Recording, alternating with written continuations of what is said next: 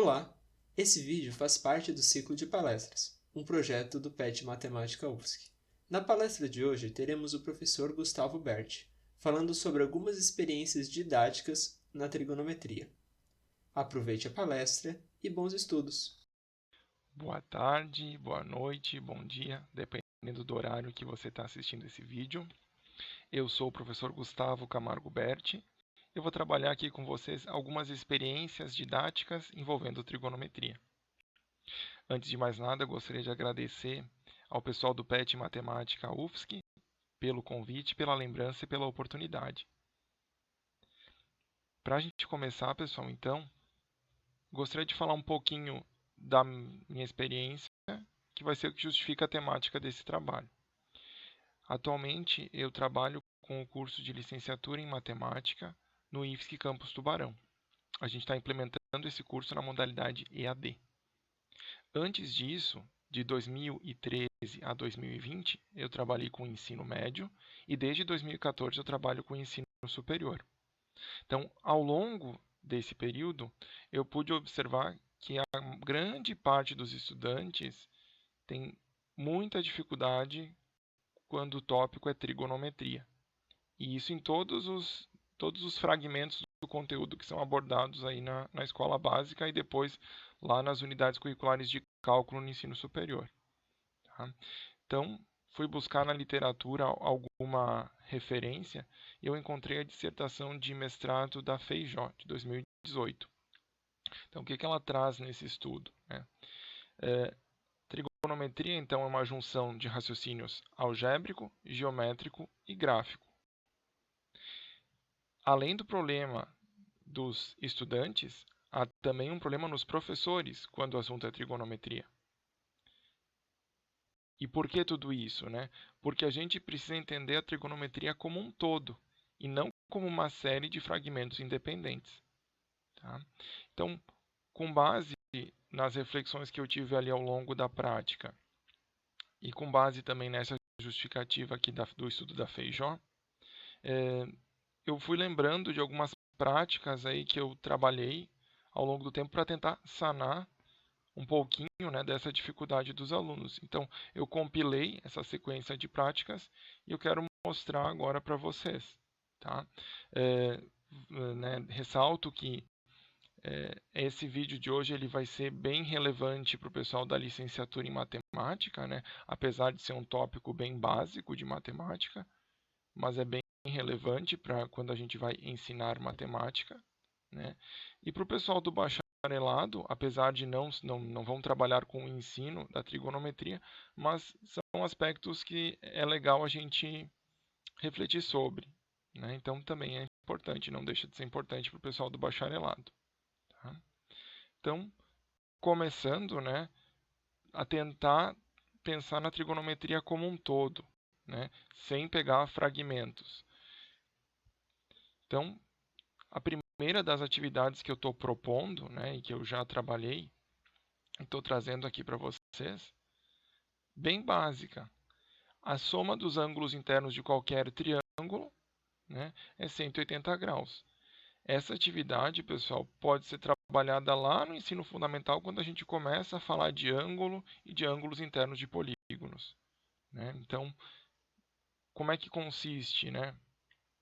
Basicamente, peça para os alunos desenhar, cada um dos estudantes desenhar um triângulo, pinta cada ângulo de uma cor, recorta esse triângulo, como temos aqui na primeira figura, e depois que recortou o triângulo, pede para recortar novamente de modo que os ângulos fiquem inteiros.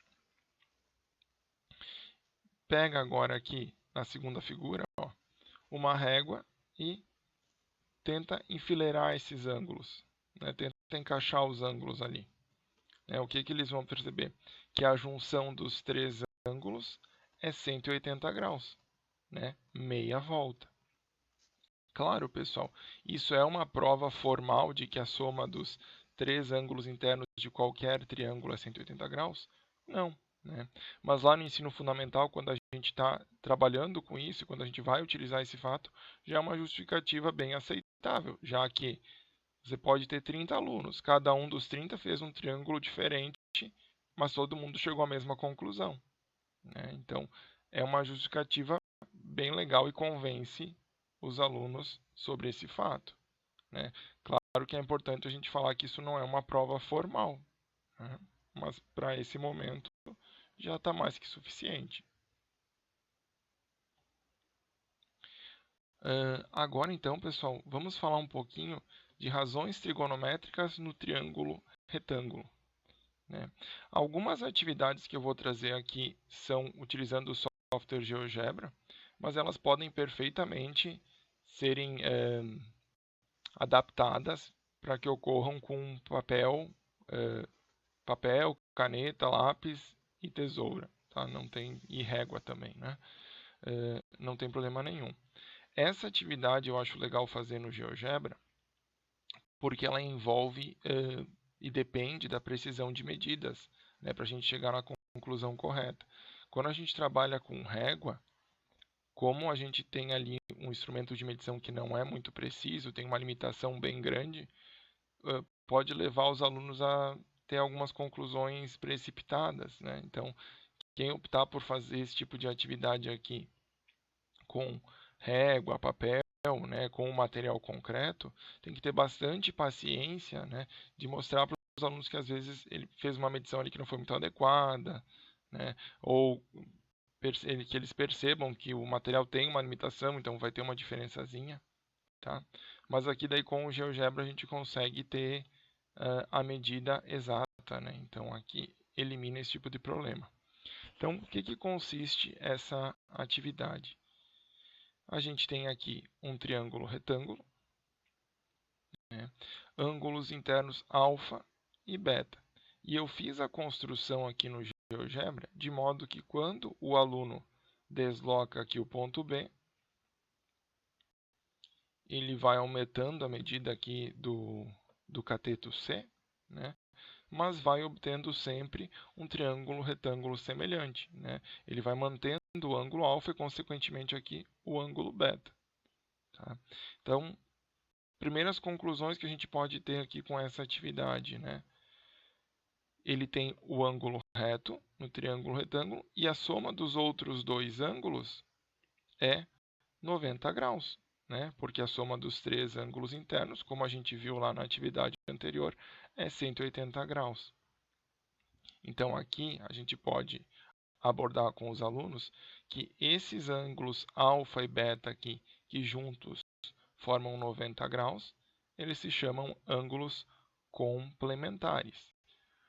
Outra coisa que é legal, né, trabalhar nesse tipo de atividade são aquelas conclusões bem básicas, mas que são importantes. Que, então, num triângulo retângulo, além do ângulo reto, os outros dois com certeza são ângulos agudos. Não há possibilidade de ter outro ângulo reto ou um ângulo obtuso no triângulo retângulo. Tá? Então, são sempre observações que a gente precisa estar fazendo com os alunos ali ao longo da prática, para que eles possam observar aqui de fato, né, por experimentação. Beleza. Então, o que é legal a gente mostrar aqui? Ó? Então, de acordo com essa construção, eu estou modificando a medida dos catetos e da hipotenusa, mas eu nunca estou modificando os ângulos. Tá? Então, agora a gente vai trabalhar com as razões trigonométricas, né? Pensando no ângulo alfa, então a gente tem o cateto oposto sendo B, a hipotenusa sendo A e o cateto adjacente sendo o C. Então, trabalhando com as razões trigonométricas no nosso triângulo retângulo aqui, que tem os ângulos agudos alfa e beta, em relação ao alfa, as razões trigonométricas que a gente tem é o seno sendo o cateto oposto sobre a hipotenusa, o cosseno sendo o cateto adjacente sobre a hipotenusa e a tangente o cateto oposto sobre o cateto adjacente.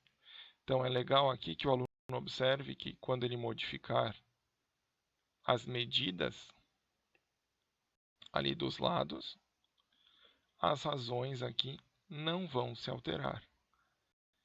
Então, é por isso que a gente tem os valores de seno, cosseno e tangente, né? Primeiramente, num primeiro momento, a gente trabalha apenas com os ângulos agudos, por isso que esses valores estão tabelados, né?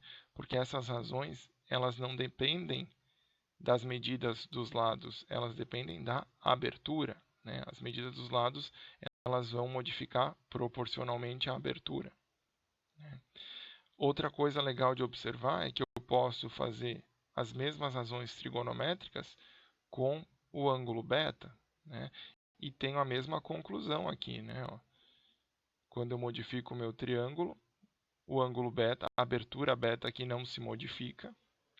Por consequência, seno, cosseno e tangente, apesar das medidas dos lados aqui do triângulo modificarem, mas as razões trigonométricas não modificam, né? E aqui é legal a gente observar que o seno do alfa é igual ao cosseno do seu complementar, o beta, né? O cosseno do alfa é igual ao seno do seu complementar. E a tangente do alfa, né, é o inverso da tangente do seu ângulo complementar, o beta, né? Então, esse tipo de razão é importante, depois vai ser muito útil. E muitas vezes o aluno apenas decorou aquilo ali e não enxergou isso lá no comecinho, lá no triângulo. E aqui é bem fácil dele se convencer, né? Então, é legal a gente explorar isso aqui. Ok? Vamos então agora para outra. Ainda falando em triângulos, mas agora vamos pensar na soma de ângulos para depois chegar no seno e cosseno de ângulos obtusos. Porque quando a gente trabalhou no triângulo retângulo, a gente trabalhou sempre com seno, cosseno e tangente de ângulos agudos, né? Como é que a gente vai agora lá para o ângulo obtuso para depois trabalhar com a lei dos senos e a lei dos cossenos, que valem para qualquer tipo de triângulo, né? Para isso, a gente precisa definir o seno e o cosseno de um ângulo obtuso, né? E aqui, pessoal, muitas vezes a gente fica no dilema quando vai trabalhar esse conteúdo lá no 9º ano, por exemplo. Como é que a gente vai falar de seno e cosseno de ângulo obtuso utilizando o ciclo trigonométrico para justificar, né? Você vai ter que daí então abordar ali o ciclo, mas será que é uma boa fazer isso já no 9º ano? Né? Aqui então estou trazendo uma alternativa para a gente não falar nesse momento aqui de ciclo trigonométrico, né? Para a gente conseguir definir de alguma maneira, justificar o seno e o cosseno de ângulos obtusos, para utilizar na lei dos senos e dos cossenos, ainda evitando falar de ciclo trigonométrico. Tá? Como é que a gente poderia fazer isso? A gente pode fazer isso se a gente trabalhar com o seno e o cosseno da soma de dois ângulos. Tá? Beleza. Então aqui, ó, como é que a gente pode... E daí, a mesma coisa. Será que é válido chegar para o aluno já com a fórmula direto? Eu acho que não. Eu sempre prefiro, se de alguma maneira eu conseguir justificar para o aluno a fórmula, eu acho que para ele vai ser bem mais significativo. E aqui a gente consegue fazer essa justificativa justamente utilizando o conhecimento de triângulo retângulo. Tá? Então, vamos utilizar o que a gente já viu antes ali sobre razões trigonométricas, né? Que daí a gente vai conseguir justificar aquelas fórmulas lá de soma, soma de seno da soma e cosseno da soma. Tá? Então, vamos lá. Como é que a gente pode fazer isso? Ó? Primeiro eu fiz um retângulo, desculpa. Tracei a diagonal desse retângulo. Aqui, pessoal, não é a bissetriz, tá? Então, abaixo da diagonal, dividi aqui em dois ângulos que não são iguais, tá? Daí, então, depois aqui, o que eu fiz? Ó? Prolonguei além do nosso retângulo para que eu, com o esquadro, viesse aqui e formasse um ângulo reto. Aqui, pessoal, bem legal, tá? Essa atividade eu tinha feito primeiro um vídeo, mas por questão de tempo, né, acho que não é válido eu mostrar aqui o vídeo. Então eu só dei alguns prints ali do vídeo. Mas é legal fazer a construção aqui com os alunos, né? Realmente utilizar o esquadro e ele perceber que aqui ele tem um ângulo reto. E ele utilizou esse ângulo reto na construção. esse ângulo reto depois vai gerar relações. Ok? Beleza. Então, fez essa construção aqui, né, com o esquadro. Depois, então, a gente prolonga aqui o lado, prolonga, né, mede com o esquadro aqui para verificar se ficou o ângulo reto direitinho e faz os prolongamentos ali para o outro lado. Ok? Então, a gente tem aqui 3 ângulos retos aqui na figura. Tem mais os outros aqui, mas nesse momento vamos só deixar o que é mais relevante. Então aqui, ó, se a gente chamar na segunda figura aqui o outro ângulo agudo, né, desse triângulo retângulo aqui que tem um ângulo agudo como sendo beta, posso chamar o outro de gama. Como aqui eu tenho ângulos opostos pelo vértice, o ângulo que eu estou passando o mouse aqui também será gama, né? E por ângulos correspondentes, aqui eu tenho, onde eu estou passando o mouse, também um ângulo de gama. Tá? Como o beta e o gama são ângulos complementares, e aqui eu tenho 3 ângulos que juntos formam 180 graus, mas já utilizei ali um ângulo de 90 graus e já tenho um gama embaixo, então eu sei que lá em cima eu tenho o beta. Para a gente conseguir fazer as contas, né, vamos estipular que a diagonal aqui do nosso retângulo inicial é 1 unidade de comprimento. Estipular que a nossa diagonal aqui é 1 vai ajudar a gente a conseguir medidas que sejam convenientes ali para a gente depois enxergar quem é o seno do alfa mais beta e o cosseno do alfa mais beta. Tá? Opa, deixa eu voltar aqui. Então, ó, olhando para esse triângulo retângulo, formado aqui então pela metade do nosso retângulo inicial. Um ângulo agudo é alfa mais beta. A hipotenusa dele é 1. Então, utilizando o cosseno, né, do ângulo alfa mais beta, que é o cateto adjacente sobre a hipotenusa, eu consigo concluir que o cateto adjacente, né, que no caso ali era uma medida do retângulo inicial, é cosseno de alfa mais beta. Ainda no mesmo triângulo retângulo, se eu utilizar o seno do alfa mais beta, que é o cateto oposto sobre a hipotenusa, eu tenho que essa medida aqui, que é o cateto oposto ali, né, ao alfa mais beta, vai ser o seno de alfa mais beta. Também é a outra medida ali do nosso retângulo inicial. Ok? Beleza, agora eu estou utilizando, ó, esse triângulo retângulo, que o ângulo reto está aqui, e que um dos ângulos internos é o alfa. Então, utilizando o cosseno desse ângulo alfa, né, sabendo que o cateto adjacente ao alfa sobre a hipotenusa é o cosseno do alfa, eu consigo concluir que essa medida aqui é cosseno do alfa. Utilizando agora o seno do ângulo alfa, que é o cateto oposto dividido pela hipotenusa, eu tenho aqui o seno do alfa. Ok? Beleza. Então agora, sabendo dessas medidas, eu preciso definir quem é o seno do alfa mais beta e quem é o cosseno do alfa mais beta. Bom, como é que eu fiz isso? Ó? Eu chamei aqui K1, K2, K3 e K4. Eu sei que o seno do alfa mais beta vai ser o K2 mais o K3. E eu sei que o cosseno do alfa mais beta vai ser o K4 menos o K1. Tá? Então, olhando para esse triângulo retângulo aqui em cima, que os catetos são K1 e K2, né? E aqui eu tenho o ângulo beta, um dos ângulos agudos, né?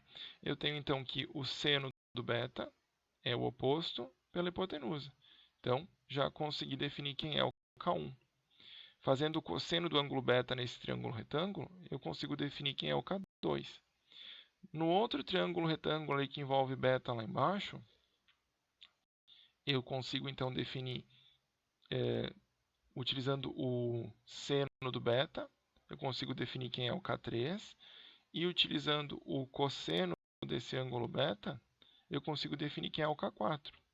Então, agora que eu sei K1, K2, K3 e K4, eu consigo então as nossas fórmulas de seno da soma e cosseno da soma de dois ângulos. Tá? Então, notem que não foi nada jogado e não foi também nada que o aluno ali, quando ele trabalhou as razões trigonométricas, tem nenhum conhecimento aqui que ele não possa aplicar. Né? E além disso, é legal que a gente utilizou instrumentos aí. Se for fazer a construção com os alunos, utilizou o esquadro, utilizou a régua, utiliza vários conceitos ali de propriedades dos ângulos, né? Então, bem interessante. Aqui, então, pessoal, a gente tem alguns exemplos. Só tentar puxar aqui um pouquinho. Aqui. Né, ó. Seno de 75 graus, como é que a gente pode aplicar essas fórmulas, né?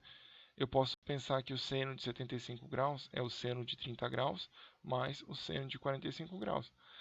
Lembrem que o seno de 30, 45 e 60 graus, bem como o cosseno e a tangente, a gente consegue ali por meio de triângulos mesmo, né? Aqueles triângulos retângulos dos esquadros. Essa é uma atividade também que é bem legal fazer com os alunos. Conseguir construir aquela tabelinha de ângulos notáveis. Né? Por questão de tempo, eu acabei não colocando essa atividade aqui, mas ela é bem válida também de fazer antes disso, né? Antes de fazer essa aqui, que aparecem agora. A gente vai conseguir agora fazer seno e cosseno de ângulos que não são daquela tabelinha, né? Que a gente pode escrever como soma de ângulos daquela tabelinha. Então, por exemplo, aqui, ó, seno de 75 graus, como a gente falou, seno de 30 graus mais 45 graus. Então, pensando no 30 graus como alfa e no 45 graus como beta, então agora eu consigo o valor para o seno de 75 graus. Tá? 75 graus ainda é um ângulo agudo. Agora pensa nos ângulos obtusos, ó, 120 graus. Ora, eu posso pensar como seno de 90 graus, desculpa, é o cosseno de 120 graus. Eu posso pensar como cosseno de 90 graus mais 30 graus. E utilizar aqui a fórmula do cosseno da soma de dois ângulos. Então, eu tenho aqui cosseno do alfa vezes cosseno do beta menos seno do alfa vezes seno do beta. Aqui, pessoal, é legal a gente lembrar com os alunos, né? Cosseno de 90 graus é zero, né? Seno de 90 graus, 1. Né? Então, quando a gente aplica aqui a fórmula do cosseno da soma de dois ângulos, a gente vai ter aqui pela primeira vez um cosseno negativo. E daí aqui começa a fazer sentido quando a gente vai aplicar lá na lei dos cossenos, que às vezes aparecem cossenos, os valores, né, para cosseno de ângulos obtusos negativos. Né? A justificativa aqui é porque vem o decorrente da fórmula que a gente obteve, né, por construção. Claro que depois a explicação lá do ciclo trigonométrico é muito mais convincente, mas só aqui para dar uma justificativa lá antes do ciclo, por que surgiram ali alguns valores, cosseno de alguns ângulos gera um valor negativo, né? Tá aqui então uma justificativa. Ok? Beleza, né? Então, para que fazer tudo isso? Para fazer sentido agora aplicar a lei dos cossenos. Vamos então agora para a nossa próxima transparência. Transparência não, né? Aqui é uma apresentação, próximo slide.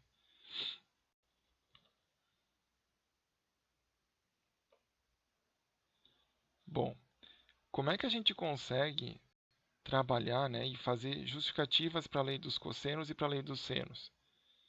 Também gosto de fazer aqui utilizando material concreto. Então, pedir para os alunos desenharem um triângulo qualquer, de preferência que apareça um ângulo obtuso para ficar mais fácil de trabalhar. Tá? Então, peguei o esquadro e tracei a altura aqui, né? Tendo então como um lado como base do triângulo até o vértice oposto, tracei ali a altura, conseguindo obtendo dois ângulos retos. Recortamos ali então, por essa altura, a gente conseguiu dois triângulos retângulos. Né? Se a nossa base do triângulo aqui era A, o ângulo oposto à base a gente chamou de alfa. Aqui, então, a gente tinha um lado beta, um lado B e o ângulo oposto beta. Um lado C e o ângulo oposto o gama. Quando a gente cortou aqui por esse H, aqui, a gente obteve, então, um triângulo retângulo com catetos X, aqui, X, esse de cima, né? B e H. Um ângulo interno é o gama e o outro é um pedaço do alfa, não é o alfa completo. Para o outro lado, então eu tenho outro triângulo retângulo, um cateto é H, e o outro, né, a medida da base toda era A. No triângulo retângulo ali, que era o pedaço da direita aqui, eu chamei a medida de X. Então, no triângulo retângulo da esquerda, né, o outro pedaço ali dessa base A é o A menos X. Né, e a hipotenusa o C. Os ângulos internos aqui, então, a gente tem agudos, a gente tem o beta, e aqui um pedacinho do alfa. Tá? Então, com base nesses dois triângulos retângulos aqui, a gente consegue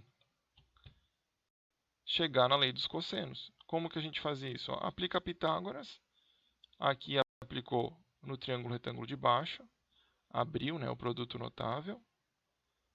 Aqui aplicou no triângulo retângulo de cima, fez aqui a subtração de equações, né? A equação 1 subtraída da 2. Então, aqui a gente elimina, né, o h ao quadrado e o x ao quadrado. Né? Aqui, então, a gente pode jogar, né, somar b ao quadrado em ambos os lados. E aqui utilizar neste triângulo, que tem o ângulo agudo gama, fazer o cosseno desse ângulo gama, que vai ser o cateto adjacente sobre a hipotenusa. Conseguimos, então, a medida x.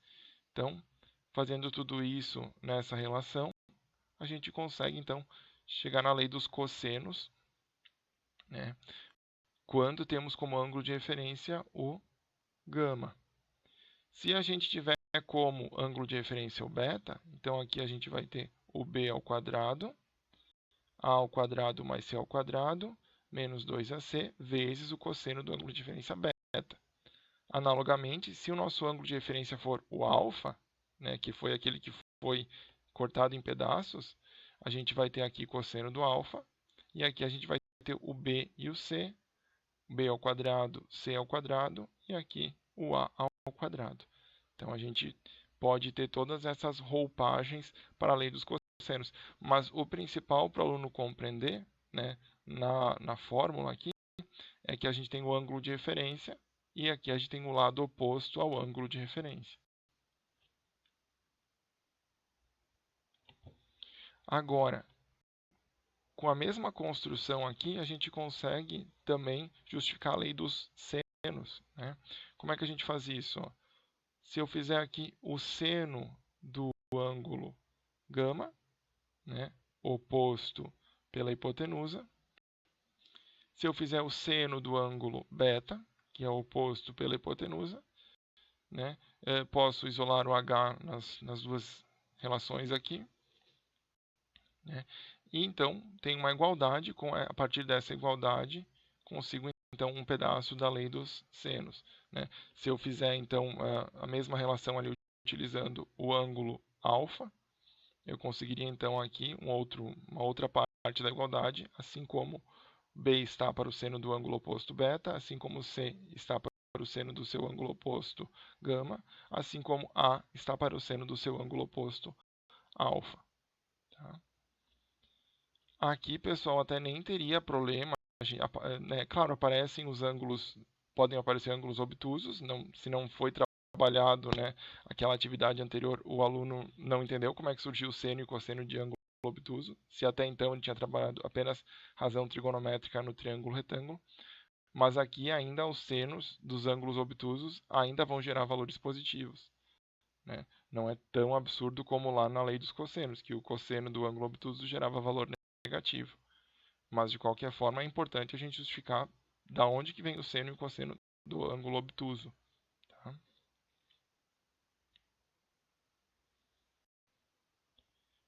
Bom, pessoal, então saímos lá da nossa trigonometria no ensino fundamental. Agora a gente vai lá para o ensino médio. E daí parece que não tem nada a ver com a trigonometria do ensino fundamental. Por quê? Porque não foi feita uma ligação. Tá? Normalmente. Claro que em alguns casos sim, mas normalmente essa ligação é negligenciada. Então o que eu vou tentar fazer aqui? Tentar mostrar para vocês como que a gente poderia linkar essa trigonometria no retângulo com a trigonometria no ciclo. No retângulo e no triângulo qualquer, né? Que depois a gente viu ali que poderia aplicar a lei dos senos e dos cossenos em qualquer tipo de triângulo. Tá? Mas para isso a gente precisa definir a constante π. E a constante π, ela inclusive aparece no ensino fundamental, né? Quando a gente vai trabalhar com a área de círculo, perímetro da circunferência. Muitas vezes essa atividade aqui que eu estou trazendo, ela é trabalhada, mas algumas vezes não. E ela é bem importante, né? Ela é super simples, mas tem um efeito muito bom, que é então a obtenção do π. Né? Como é que a gente pode justificar para o aluno a obtenção do π? Porque a gente fala, o π é uma constante, né? Mas de onde é que vem o π? Muito aluno não sabe. Então aqui, pessoal, qual que foi a ideia? Fiz uma construção aqui no GeoGebra, onde a gente tem um círculo, com um raio variável. Posso mexer aqui no raio. Eu tenho então aqui o comprimento da circunferência e o diâmetro. Tá? Notem então que à medida que eu modifico o raio, modifica o diâmetro e modifica o comprimento da circunferência. Porém, quando eu fizer aqui a razão entre o comprimento da circunferência e o diâmetro, vou deixar aqui dinâmico, observem aqui a razão. Ela nunca se modifica. Aqui é importante, né, observar que é aproximadamente 3,14. Sempre é importante ressaltar que o π é um número irracional. Tem infinitas casas, né, após a vírgula e não há padrão de repetição. Né? Então, por isso que π não é igual a 3,14. Ele é aproximadamente. Ele é um número irracional. Bem importante isso. Tá? Porque depois, quando o aluno precisar de um grau maior ali de precisão no resultado, se ele utilizar o 3,14, muitas vezes vai levar a erros muito grandes, né, na resposta. Tá? Então, aqui a gente consegue se convencer que, independente do raio da circunferência, a razão entre o perímetro da circunferência e o diâmetro vai ser constante. E a gente vai chamar essa constante de π. Né?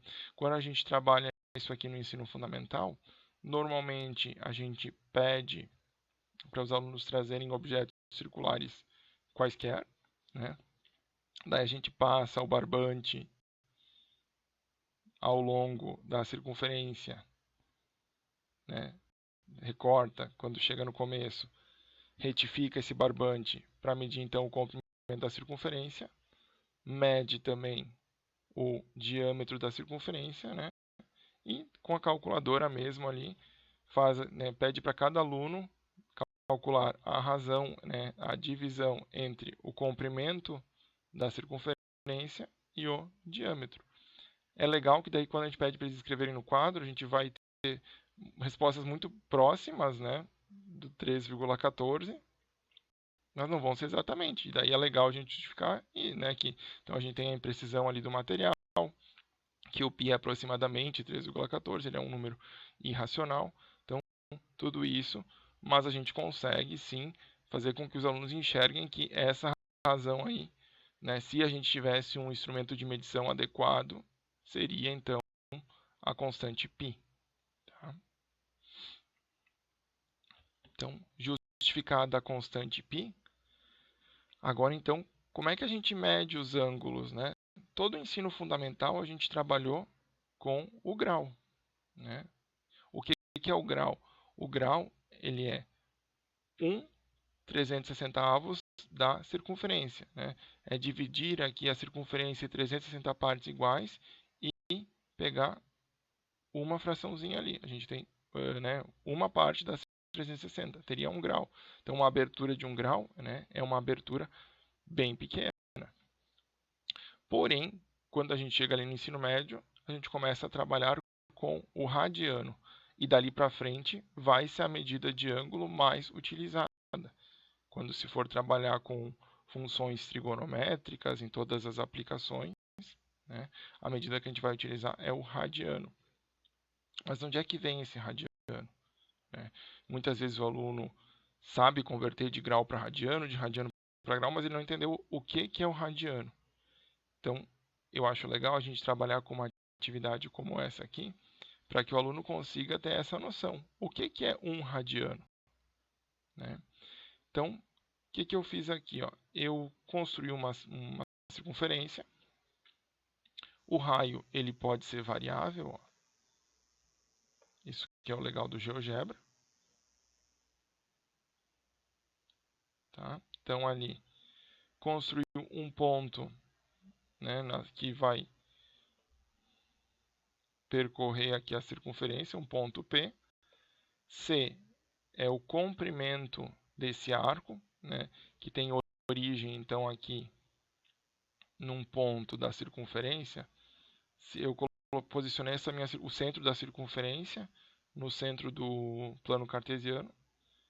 Então, aqui, esse meu ponto A, a origem desses meus arcos, está sob o eixo horizontal, né, no sentido positivo. Então, o C é o comprimento desse arco de circunferência com extremos em A e P. Né? O que é 1 radiano? 1 radiano é a abertura que eu vou conseguir quando o meu raio for igual ao comprimento da nossa circunferência. Deixa eu... Aqui, ó, eu consigo enxergar que o raio é 3,86. Deixa eu modificar um pouquinho aqui o valor do raio, pegar um pouquinho menor para ficar mais fácil.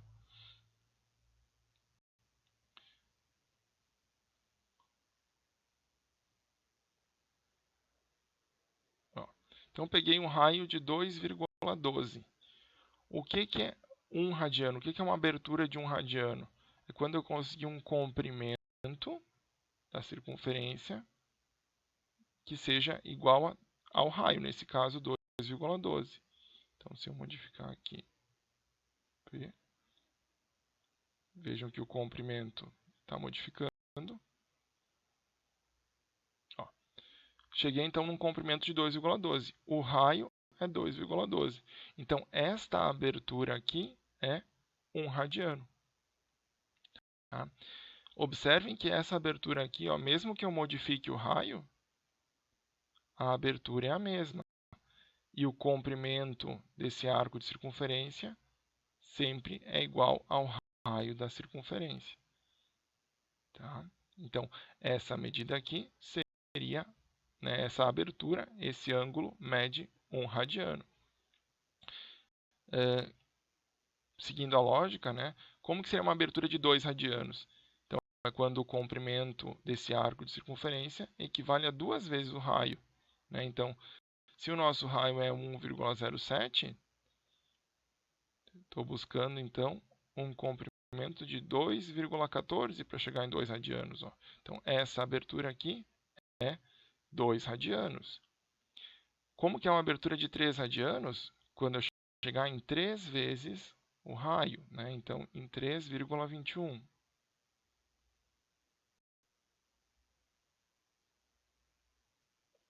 Aqui. Né?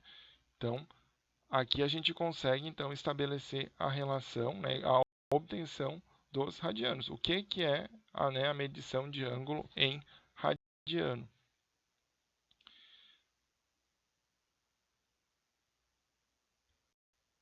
Né, então, ó, se o comprimento C é igual ao raio, quer dizer que a abertura é 1 radiano. Né? Bom, daí qual é a pergunta que vem aqui na sequência? Né? Bom, então toda a minha circunferência, né, o ângulo que eu consigo aqui em toda a circunferência, né, o ângulo de giro completo, equivale a quantos radianos? Ora, fazer essa pergunta, né, é o mesmo que nos questionar quantos raios, né, quantas vezes o raio cabe dentro da circunferência, né, no comprimento da circunferência. Né? Então, olha só aqui, ó. A gente sabe lá do nosso raciocínio anterior da obtenção do π, que o comprimento da circunferência dividido pelo diâmetro, que é 2 vezes o raio, equivale ao π. Então, o que a gente sabe? Que o comprimento da circunferência é 2 vezes o π vezes o raio. Se o comprimento da circunferência é 2 vezes o π vezes o raio, então, quando eu penso na circunferência toda, né, cabe o raio multiplicado por 2π. Esse seria o comprimento da circunferência. Então, o ângulo que eu consigo em radianos, que corresponde à volta completa na circunferência, é 2π. 2π é aproximadamente 6,28. Né? E olha só, como é que eu consigo enxergar isso? Ó? Nesse caso aqui, ó, o raio é 1,07. Então, 6 radianos é quando eu consigo um comprimento de 6 vezes o raio. Né? Então, isso daria 6,42. Vamos buscar aqui um comprimento de 6,42.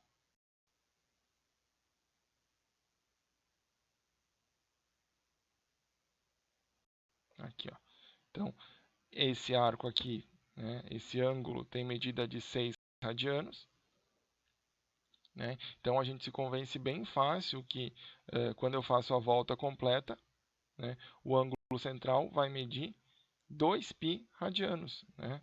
Mais ou menos, aproximadamente 6,28. Aqui está um ângulo de 6 radianos, é bem aceitável, que é o pedacinho que falta aqui seria aproximadamente 0,28 radianos. Tá? Beleza. Mas aí o que acontece? Aqui a gente tem o ângulo. O ângulo é 1 radiano, nesse nosso caso, né?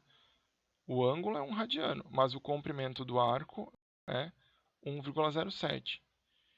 Qual que seria a melhor medida para o raio, né, para que eu conseguisse, então, uma relação de equivalência?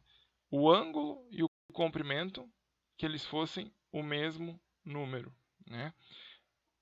A resposta é, se eu tiver o raio de uma unidade de comprimento, o que acontece aqui? Ó? Então, agora eu tenho o comprimento desse arco de circunferência é 1, como o raio é 1, então o raio aqui coube uma vez, a abertura é 1 radiano. Se eu tiver o comprimento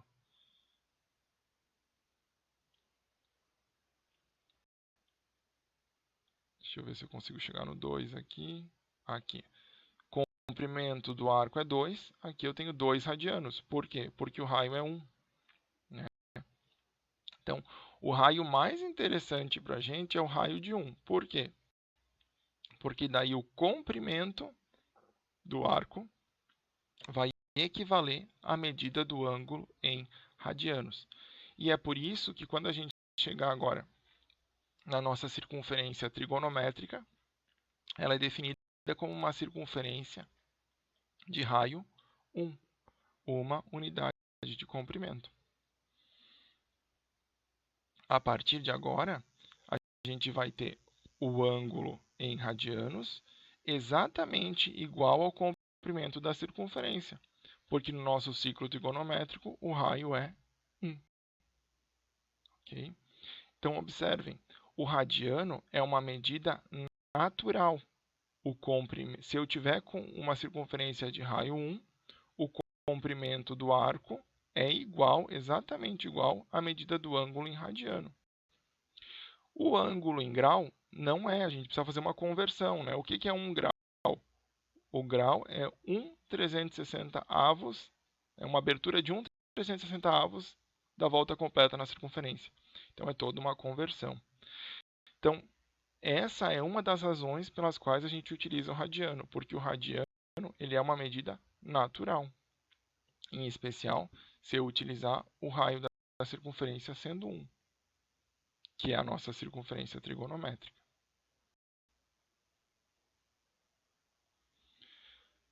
Então aqui, pessoal, o Or-1, não sei se essa é a pronúncia correta, né, num estudo turco, né, ele concluiu que muitos estudantes, já na graduação em ciências, eles só enxergam ângulos em radianos quando π está presente, né? Por exemplo, 3π sobre 2, π sobre 4, π sobre 6.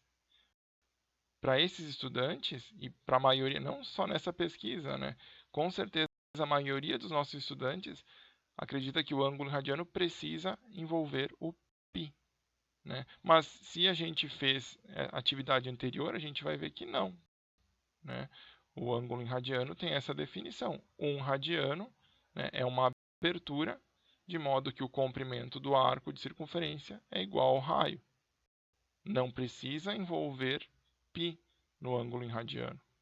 Tá? Então, isso é muito negligenciado, né? E muitas vezes é tomado como compreendido facilmente e não é. E depois, quando a gente vai para conceitos mais complexos, lá do cálculo, por exemplo, das aplicações, isso traz muito problema para a gente, né? Não compreender que um ângulo em radiano não precisa ter o π ali no produto.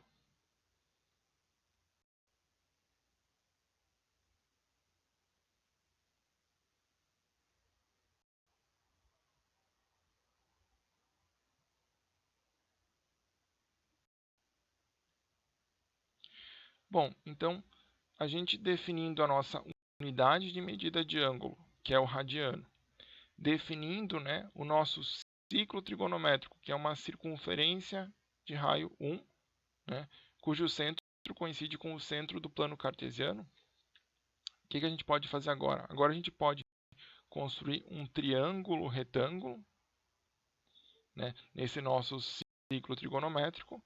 A hipotenusa desse nosso triângulo retângulo será 1, porque equivale ao raio, né? E se a gente observar aqui, então, os nossos catetos, se a gente aplicar o seno, né, do ângulo x, a gente vai ter, então, o cateto oposto dividido pela hipotenusa. O cosseno do nosso ângulo x, o cateto adjacente dividido pela hipotenusa.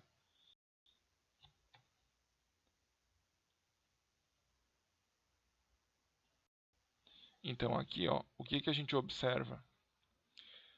Sempre, né, se eu tiver aqui um ponto na circunferência, a projeção, né, desse ponto no nosso eixo horizontal será um extremo do segmento cujo outro extremo está na origem ali do nosso plano cartesiano, né, e a medida desse segmento será o seno do ângulo x. Se eu pegar o ponto P e projetar ali no eixo vertical, a medida do segmento aqui será o cosseno do ângulo x. Que aqui, então, no caso, tem o segmento P, mas seria transpor ele aqui para cima do nosso eixo vertical. Tá? Então, por isso que em muitos livros, muitas literaturas, vocês vão encontrar aqui como sendo chamado de eixo dos senos, e o eixo vertical como sendo, o eixo horizontal como sendo o eixo dos cossenos e o eixo vertical como sendo o eixo dos senos. Tá? E aqui também a gente consegue justificar o porquê o cosseno dos ângulos obtusos é negativo, né? E agora vão aparecer aqui também os ângulos, né, cuja abertura está entre π e 3π sobre 2, que terão, então, seno e cosseno com medida negativa. E aqui uma medida negativa a gente faz, né, um parênteses, né, é uma convenção, né, porque a gente está associando ali o nosso triângulo no plano cartesiano. E aqui, então, a gente vê que no quarto quadrante, a gente tem o seno negativo, né, e o cosseno positivo.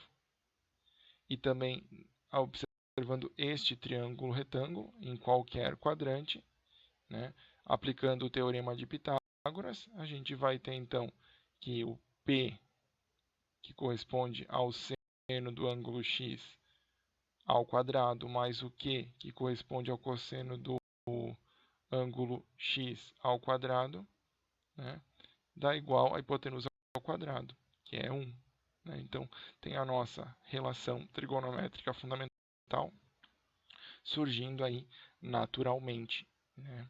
E claro que depois, né, com base nessa nossa relação trigonométrica fundamental, a gente pode trabalhar ali as outras identidades trigonométricas. Beleza. Agora, pessoal, para trabalhar com a correspondência com o primeiro quadrante, esse semestre agora, eu trabalhei uma unidade curricular chamada Tópicos de Matemática Elementar, com meus alunos da licenciatura em Matemática. E eu trouxe para eles algo bem simples, né? Como é que a gente poderia construir um ciclo trigonométrico de uma maneira bem simples e de modo a obter o seno e o cosseno dos ângulos notáveis e os associar, né, no primeiro quadrante e os associados a eles nos outros quadrantes. Tá? Então, vou mostrar para vocês aqui algumas partes do vídeo, só para a gente ter uma noção. Eu coloquei um vídeo com música, eu fiz estilo TikTok para trazer para eles uma possibilidade.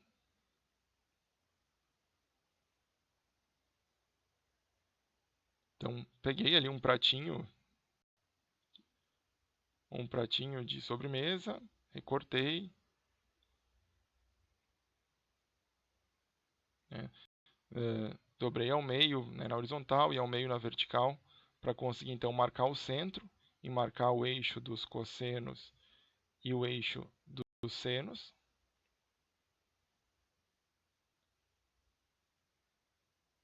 Eu dobrei então de um extremo de um quadrante até o centro ali no eixo vertical, né? Então, tem a medida, pensando no ciclo trigonométrico, né? A medida é 1/2. A gente sabe então que lá no eixo vertical, o ângulo, né, do primeiro quadrante, cuja medida é 1/2, é o π sobre 6 radianos, né?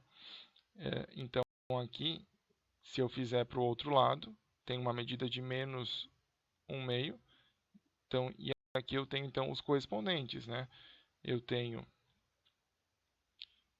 π sobre 6 subtraído do π, para chegar no 5π sobre 6, que vai ter então o mesmo seno. Né? Aqui eu tenho o π sobre 6 somado ao π, para chegar no 7π sobre 6. E chego no 11π sobre 6, se eu subtrair o π sobre 6 e o 2π. Né? Consegui então aqui os ângulos correspondentes ao π sobre 6 nos outros quadrantes. Né? E se eu fizer a ligação vertical aqui, eu vou conseguir a medida do cosseno,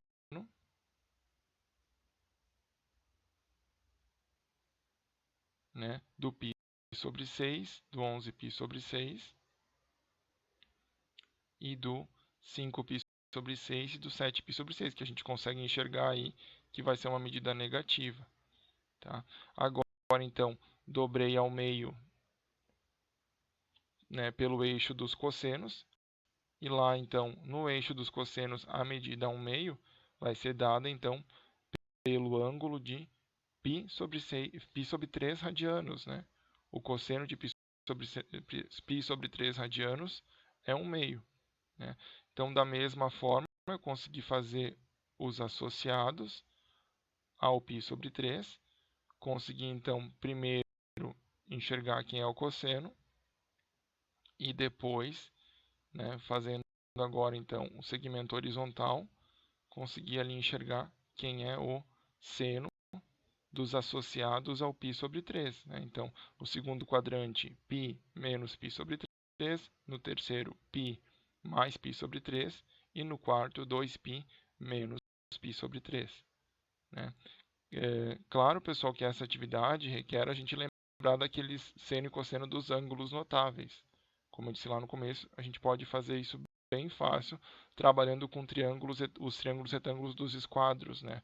Um triângulo retângulo que tem ângulos agudos de 30 e 60 graus, e o outro que tem o outro triângulo retângulo isósceles, né?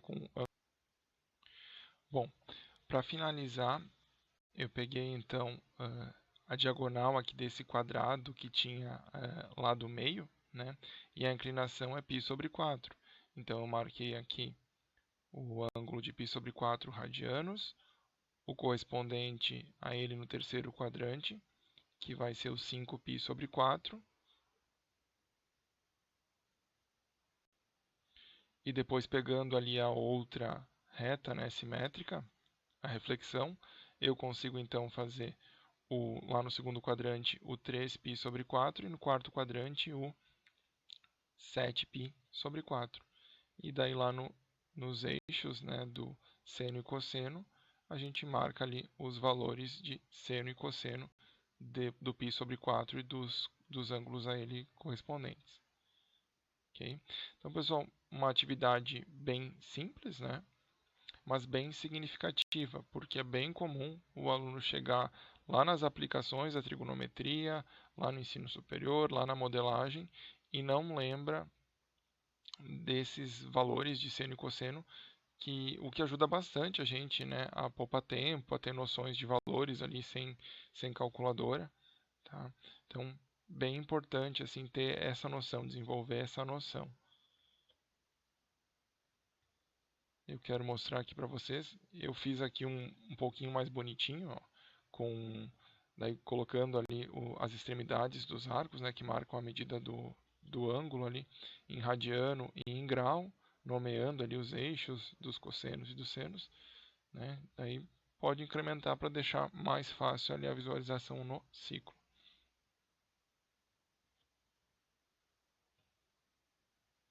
Agora então, as razões trigonométricas, né? Para além do seno e do cosseno, como surgem as outras razões trigonométricas e como é que a gente pode enxergar elas na nossa circunferência. Essa construção que eu fiz aqui poderia ser feita sem prejuízo nenhum ali com papel, com régua, com esquadro, com transferidor e compasso, né? Mas eu quis fazer aqui no software de geometria dinâmica, porque daí a gente consegue movimentar aqui o ponto P e depois consegue observar as coisas. Tá? Então, vou deixar aqui para facilitar a nossa visualização o ponto P no primeiro quadrante. Temos aqui o nosso triângulo retângulo básico, né, de onde surgiu a relação trigonométrica fundamental. Agora, então, eu construí outros triângulos retângulos. Primeiro, prolongando aqui essa hipotenusa, de modo a conseguir uma intersecção com um eixo paralelo ao eixo vertical, passando aqui pelo ponto A, que é o extremo ali do primeiro e do quarto quadrantes.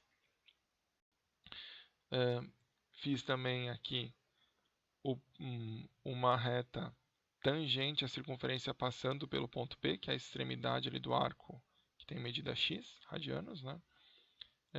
E considerei então as intersecções aqui, né, dessa reta tangente com o eixo vertical e com o eixo horizontal, né? Então, nomeei aqui segmentos, né? Essa intersecção da reta tangente com o eixo vertical, né? O segmento que vai dessa extremidade até o centro do nosso ciclo trigonométrico, vou chamar de cossecante. Do centro do nosso ciclo trigonométrico até o encontro a intersecção da reta tangente com o eixo horizontal, né? Esse extremo aqui, esse segmento vai ser a secante, né? Do ponto B aqui, extremo do primeiro e segundo quadrantes, né? Tendo B como extremo e o outro extremo a intersecção dessa reta paralela aqui ao eixo horizontal com o prolongamento da hipotenusa, eu tenho a cotangente, né? Prolongamento da hipotenusa com a reta paralela ali ao eixo vertical, eu tenho a tangente. Tá? Então, nomeando esses segmentos, como que a gente consegue enxergar, né, as razões trigonométricas aí? É por semelhança de triângulos. Se a gente considerar esses dois triângulos aqui, ó, um que tem catetos seno cosseno, e o outro que tem os catetos tangente e 1, fazendo a semelhança de triângulos aqui, aqui está o ângulo x, que é comum aos dois triângulos, o cateto oposto está para o cateto adjacente, então tangente está para 1, assim como seno está para cosseno. Então a gente tem aqui a relação trigonométrica da tangente, né? Agora, se a gente olhar aqui para este triângulo aqui, ó, que tem a cotangente e o 1 como catetos, né? E o nosso triângulo retângulo aqui que tem a tangente e o 1 como catetos, então a gente tem aqui, ó, em relação ao nosso ângulo x, é o verdinho aqui, né? Que eu consigo ali pelas relações de ângulos enxergar que aqui vai ser o verdinho, né? Então, ó, nesse triângulo aqui eu tenho o cateto adjacente, está para o cateto oposto, assim como lá no triângulo da tangente, ó, o cateto adjacente, que é 1, né, está para o cateto oposto, que é a tangente, tá aqui. Olhando para este triângulo aqui, né, pelas propriedades de tangência que eu tenho um ângulo reto, então a cossecante é a hipotenusa desse triângulo. Então, em relação ao ângulo x, a hipotenusa está para o cateto oposto, assim como lá no nosso triângulo básico, a hipotenusa está para o cateto oposto, gerando a relação aqui da cossecante. E no triângulo aqui que envolve a secante, que aqui eu tenho o ângulo reto também, né, juntando o amarelo e o verde. Então, a hipotenusa é a secante e o 1 é o cateto adjacente ao x. Então, a hipotenusa está para o cateto adjacente ao x, assim como lá no nosso triângulo retângulo básico, a hipotenusa está para o cateto adjacente e tenho então a razão trigonométrica da secante, né? Observem que quando eu olho para o sinal do seno e do cosseno ou para como que fica o segmento ali, o sinal do segmento, né? Esse entre aspas, né, uma convenção nos quadrantes, eu consigo definir o sinal aí do resultado, né, de cada quociente, né? Por exemplo, aqui, ó, no segundo quadrante.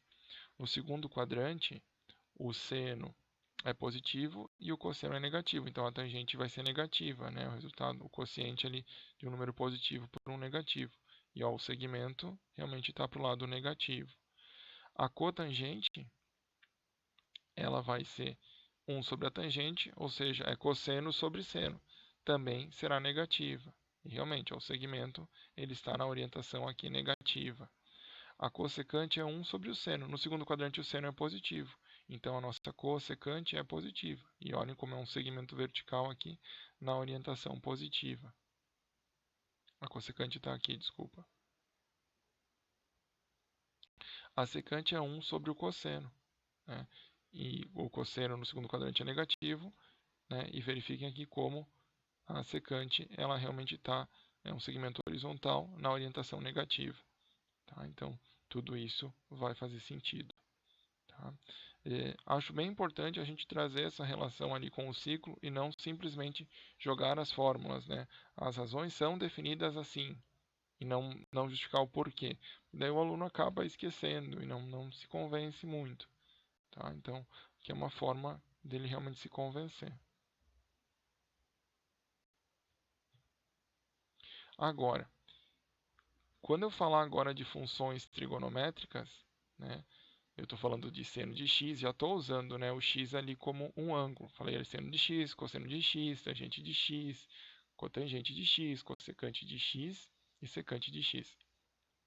É muito importante a gente entender que esse x ele é um ângulo em radianos.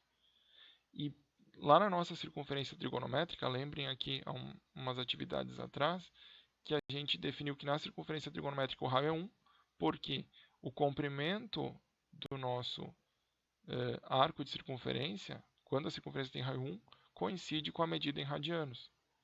Tá? Além disso, se eu fosse pensar no x em grau, como nessa função aqui azul, que eu chamei de seno de x com o S maiúsculo, seria muito difícil de eu conseguir uma escala adequada, porque olha só, daí o seno de 90 graus é 1. Enquanto que quando eu considero em radianos, o seno de π sobre 2 radianos é 1. né? E se eu considero em radianos, né, eu consigo ter uma noção muito melhor da periodicidade, que é algo que vai marcar as nossas funções e vai ser importantíssimo para as nossas funções trigonométricas. Tá? Então é por tudo isso que a gente vai sempre convencionar em todas as literaturas que nas funções trigonométricas x é um número real que corresponde a um ângulo em radianos. E a partir de agora fica bem justificável porque que muitas vezes a gente reconhece um ângulo em radianos só pelo contexto, não vai ter a partícula rádia ali depois. Tá? Enquanto que no grau, sempre para eu reconhecer que um ângulo está em graus, vai precisar ter a bolinha, né, o símbolo de grau. Tá? Então, a partir de agora, vamos trabalhar um pouquinho com as funções trigonométricas, mas nunca esqueçam, x é um número real que corresponde a um ângulo em radianos. Tá? Agora, então, vamos entender como é que a gente sai do ciclo para chegar nos gráficos das funções trigonométricas. Né? Então, observem aqui, ó, a gente tem, deixa eu mexer aqui um pouquinho, o comprimento da circunferência, se é a circunferência trigonométrica, corresponde ao ângulo x em radianos. Então, o que eu estou associando aqui? Ó? Como é que eu estou fazendo essa função aqui pelo rastro? Né? Eu estou, em cada ponto P ali, eu estou associando o comprimento ali do arco, que a extremidade é no ponto P ciclo, com a imagem desse ponto. Tá? Então, o x é o ângulo radiano, que é o comprimento do arco, e o y do ponto é o y ali, que é quando eu rebato, né, o nosso ponto ali no eixo vertical, que é o eixo dos senos. Tá? Só que, pessoal, quando eu estou passando aqui pela segunda vez, ó, digamos que essa é a primeira vez que eu estou passando na circunferência, na segunda vez é como se eu tivesse arcos onde o comprimento é 2π, né, que era o comprimento da nossa primeira volta, né, mais o pedacinho na segunda volta. Então agora, se eu quero continuar fazendo a nossa circunferência trigonométrica, eu preciso considerar comprimentos de x mais 2π. Quer dizer que eu estou passando, então, pela segunda vez ali no nosso ciclo trigonométrico.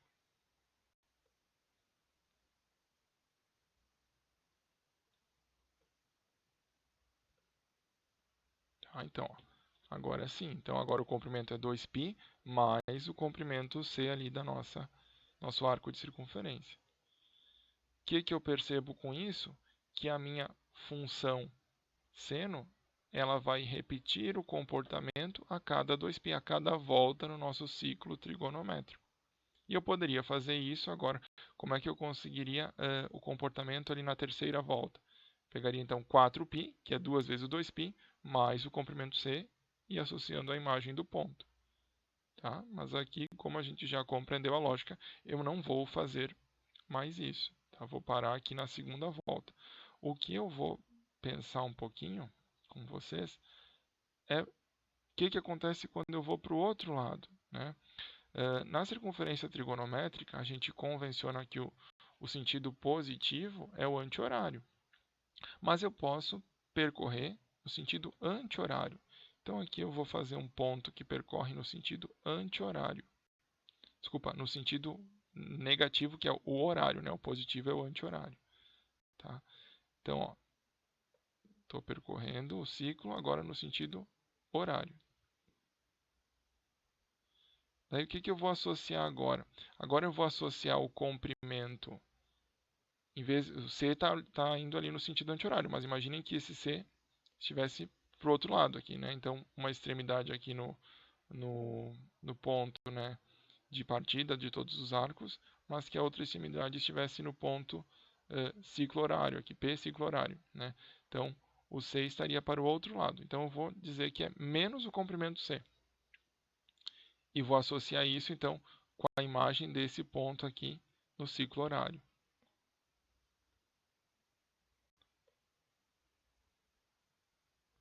Deixa eu colocar aqui no comecinho.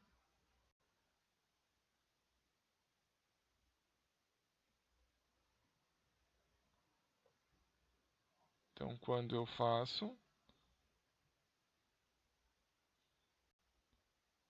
o deslocamento ali no sentido horário, eu vou produzindo então o seno, para valores de x para arcos em radiano, negativos.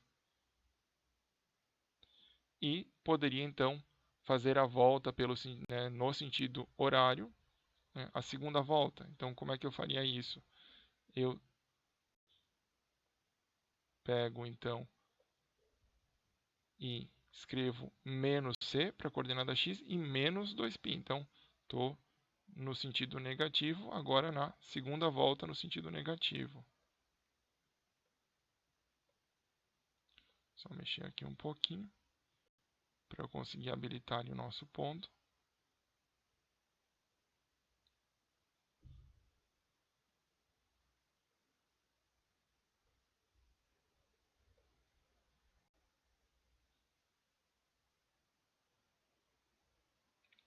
Então agora consigo ali a segunda volta no sentido negativo. E poderia fazer agora menos 4π, menos o comprimento c, e pegar a imagem ali do ponto no ciclo horário. E assim eu conseguiria construir todo o gráfico ali da nossa função seno. Tá? Então, com isso, pessoal, qual seria o objetivo dessa atividade? Conseguir fazer a ligação entre o ciclo trigonométrico e o gráfico da nossa função seno. Dá para fazer essa atividade de muitas outras maneiras, utilizando material concreto também, mas aqui é só pela praticidade do software GeoGebra.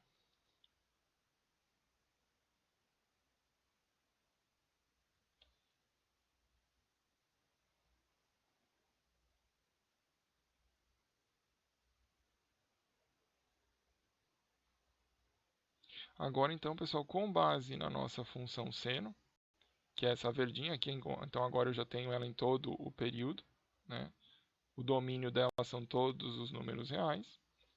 O período dela é 2π, então de 2π em 2π a função f de x igual a seno de x repete o comportamento. Vou construir então agora a função cossecante. Como é que eu construo a função cossecante? Dado um ângulo x, então vou pegar o x do mesmo ponto aqui que na função seno, a imagem da função cossecante é 1 sobre esse x.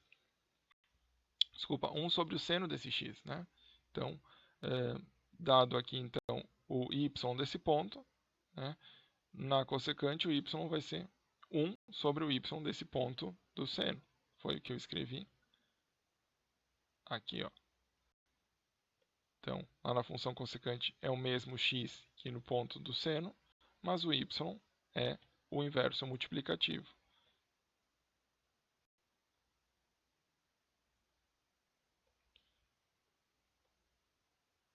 Quando eu for deslocando aqui, eu consigo então, via rastro, o gráfico da minha função cossecante. É legal fazer a construção assim, porque eu consigo enxergar direitinho as propriedades da nossa função cossecante. Eu sei que na função cossecante eu vou ter assíntotas sempre que o seno é zero. Eu vou ter como imagem da função cossecante a união de intervalos de menos infinito a 1 unido com 1 a mais infinito. E eu vou ter o período, a repetição de comportamento a cada 2π. Tá? Beleza, agora então,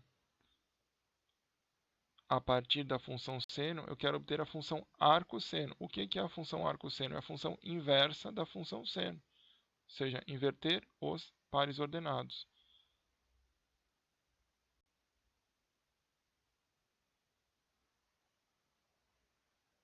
Então, em cada par ordenado, como é que eu construí ali na função arcosseno? Eu inverti, lá no ponto seno eu tinha o x do ponto seno e o y do ponto seno. Na função arcosseno eu inverti. A coordenada horizontal é o y do ponto seno e a coordenada vertical é o x do ponto seno. É a função inversa. Porém, percebam, pessoal, que isso aqui, esse rastro rosa, não é uma função. porque isso não passa no teste da reta vertical, né? A gente tem aqui pontos nesse rastro rosa, tem vários pontos aqui que tem mesma coordenada x, né? E coordenadas y distintas. Então, eu preciso trabalhar com um pedaço ali da função seno que seja uma bijeção. Tá? Então, primeiro vamos enxergar onde a gente vai ter essa bijeção, para depois habilitar ali a nossa função inversa de fato. Ora, eu vou ter uma bijeção do seno, né? Ou seja, eu não vou repetir a altura no seno, do menos π sobre 2 até o π sobre 2. Tá? Então, aqui, menos π sobre 2 é mais ou menos 1,57. Vou deixar aqui 1,56, só para a gente enxergar. Então, se eu habilitar agora o rastro, ó,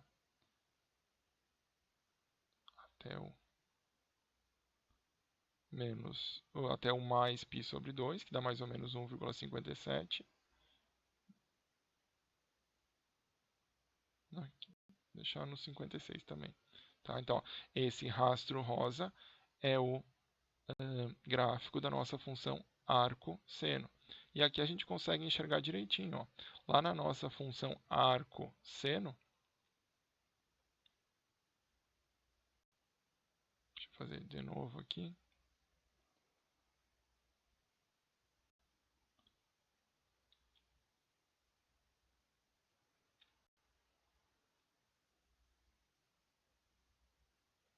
Na nossa função arco-seno, a gente tem o domínio de menos 1 a 1 e a imagem de menos π sobre 2 até mais π sobre 2.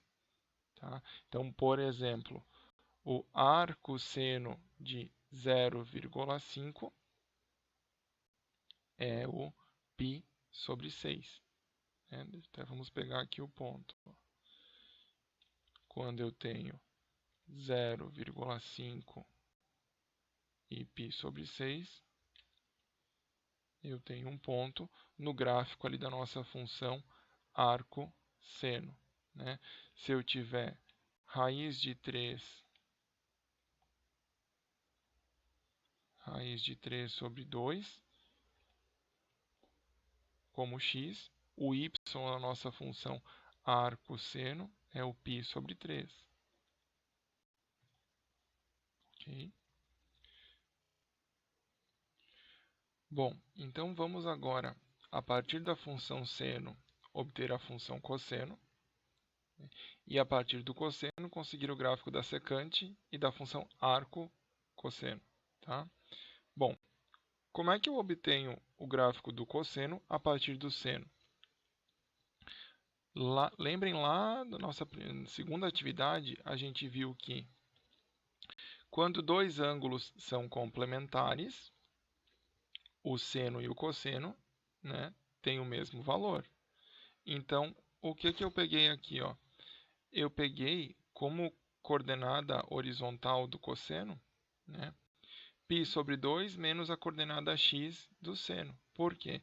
Se eu pegar π sobre 2 menos um ângulo, né, e quando eu somar com esse ângulo, né, eu vou ter o π sobre 2. Ou seja, esse ângulo aqui, essa coordenada horizontal que está aqui, ela é um ângulo em radiano complementar ao ângulo do seno, a coordenada horizontal do seno. Tá? Então, a imagem aqui vai ser a mesma imagem do seno, mas é um gráfico na função cosseno. Tá? Então, olha só aqui, por essa propriedade do seno do complementar ser igual ao cosseno, né, eu consigo, então, a partir do nosso seno, conseguir aí o gráfico para o cosseno. Tá?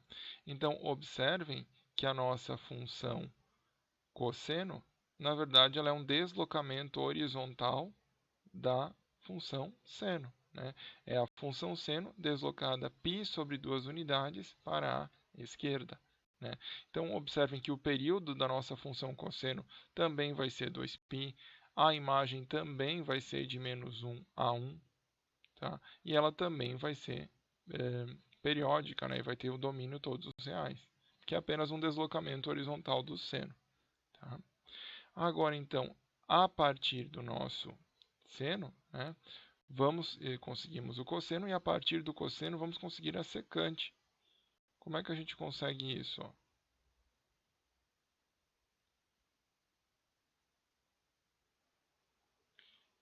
que é a secante? Né? Pegando então um ponto que tem a mesma coordenada x que o cosseno, né, a coordenada y da secante é 1 sobre o cosseno, né, o inverso multiplicativo do cosseno.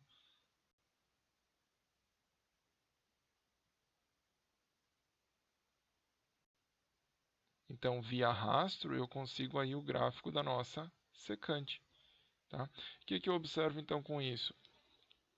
Da mesma forma que lá na relação entre cossecante e seno, aqui eu também consigo observar que o período da nossa função secante é o mesmo período que o do cosseno, ou seja, 2π. A cada 2π tem repetição de comportamento. Né? Assíntotas verticais sempre que o cosseno é zero. Né? Ou seja, aqui no π sobre 2, no 3π sobre 2, depois no 5π sobre 2, aqui no lado negativo, né, no menos π sobre 2, menos 3π sobre 2, menos 5π sobre 2, e assim vai indo. Né? Imagem da secante, assim como lá na cossecante, também de menos infinito a 1 unido com, de menos infinito a menos 1 unido com 1 a mais infinito. Ok? Agora, a relação, vamos enxergar aqui, entre o cosseno e a sua função inversa, que é a arco-cosseno. Né? Ou seja, pega lá no cosseno e inverte os pares ordenados da função cosseno para conseguir a arco-cosseno. Observem que isso aqui não é uma função, porque eu tenho vários pontos que têm o mesmo y, mas coordenadas, o mesmo x, né, com coordenadas y diferentes. Então, isso não caracteriza uma função, não passa no teste da reta vertical. Né? Então, eu preciso pensar numa bijeção do nosso cosseno. Como é que eu consigo uma bijeção do cosseno? Pegando o x de 0 até π. Nesse intervalo aqui, eu não repito alturas no cosseno. Então, eu consigo uma bijeção. Tá? Então, vamos pegar aqui no gráfico para conseguir enxergar essa bijeção.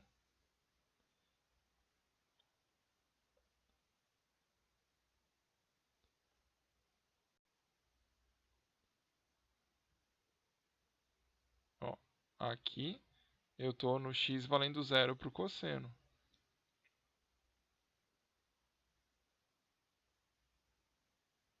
Então aqui eu vou habilitar o arco cosseno.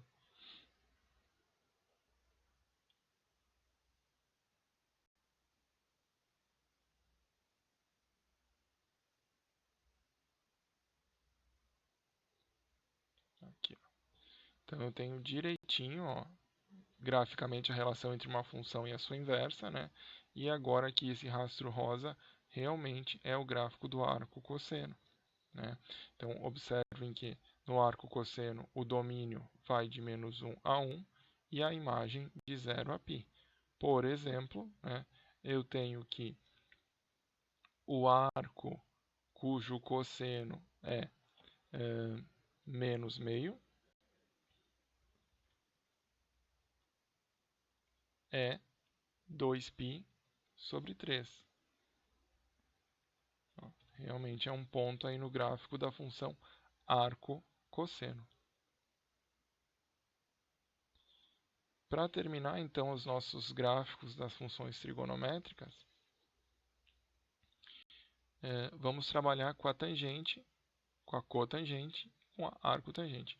Para fazer a nossa função tangente, o que eu fiz? Ó? Peguei a função seno e a função cosseno, e daí, então, pontos com o mesmo x. Né? Quem é que vai ser a tangente? Vai ser um ponto que tem o mesmo x e cuja coordenada y vai ser o y do seno dividido pelo y do cosseno. Tá? Então, fazendo essa relação, eu consigo ali pelo rastro azul o nosso gráfico da tangente.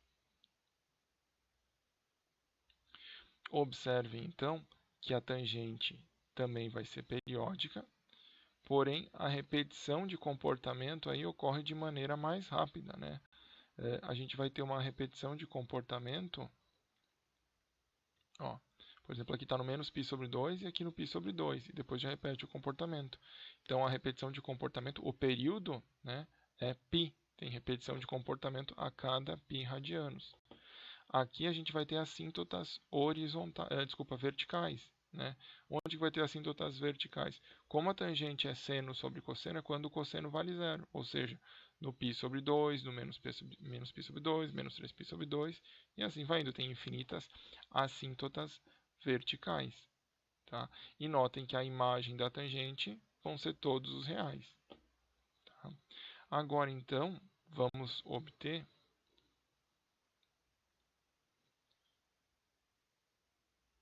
a partir da tangente o gráfico da nossa cotangente.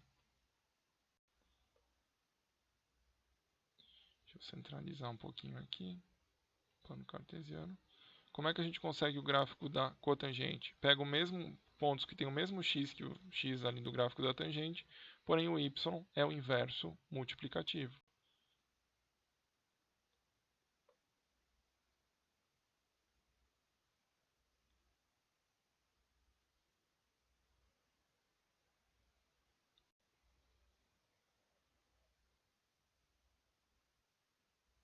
Então, observem que a cotangente, que é essa vermelha, aqui o rastro vermelho, também vai ter infinitas assíntotas verticais.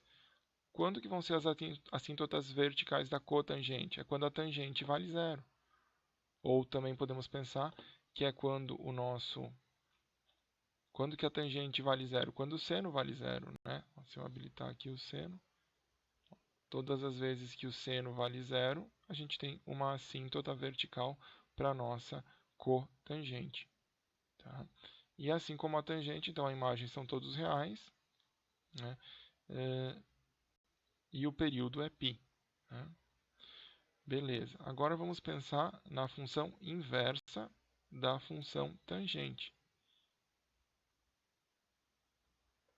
A inversa da tangente é a arcotangente.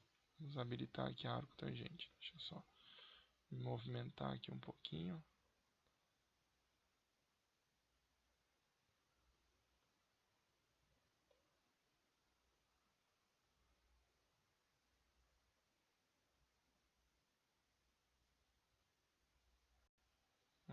Observem aí que eu também tenho no rastro rosa, eu tenho vários pontos que têm o mesmo x com y diferentes. Ou seja, não passa no teste da reta vertical. Então, vou precisar fazer uma bijeção na nossa tangente.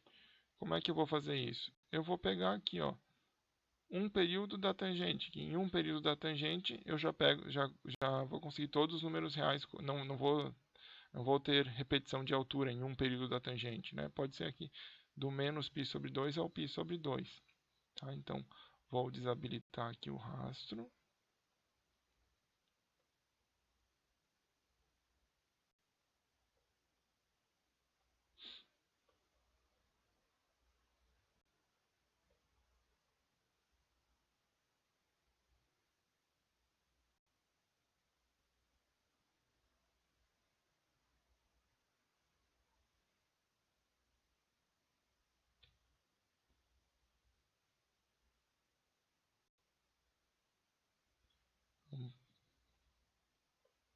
Chega aqui, ó, no menos π sobre 2 para o x. Ó. Então, aqui no menos π sobre 2 para o x, eu vou habilitar a nossa função arcotangente.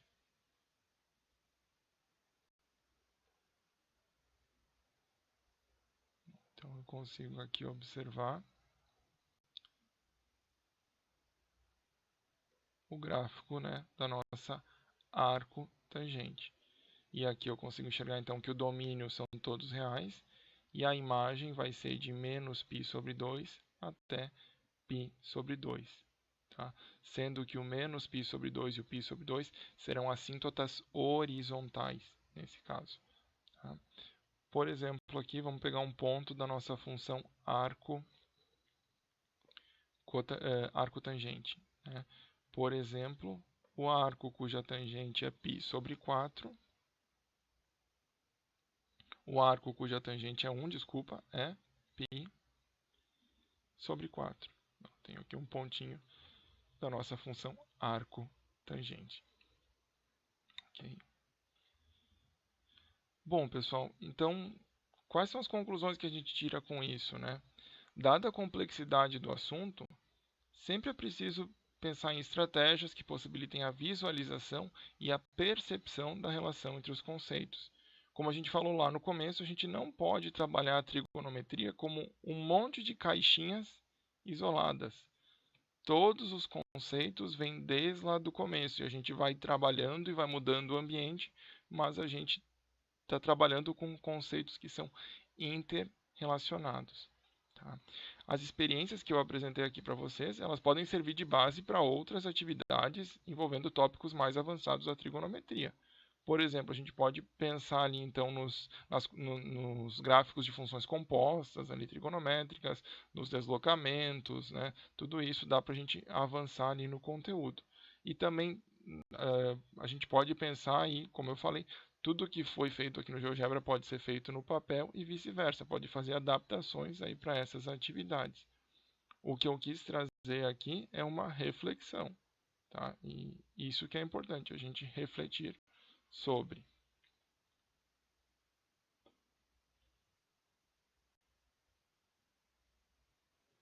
Aqui estão as nossas referências, né, que eu utilizei aqui para essa fala. E aqui tem o meu contato. Agradeço a atenção de vocês, né? Como eu disse lá no começo, tendo algum questionamento, alguma reflexão, pode colocar ali nos comentários do YouTube, né? Eu vejo assim que possível. E também outra opção é enviar um e-mail aí para gustavo.bert@ifsc.edu.br. Até mais.